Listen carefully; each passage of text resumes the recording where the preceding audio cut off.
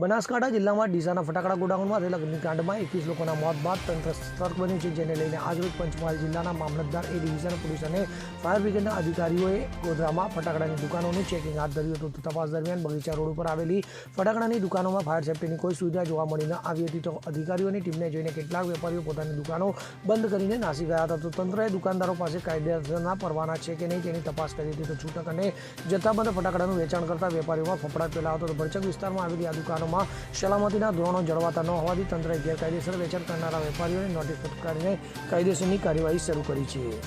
Bureau report CN24 news.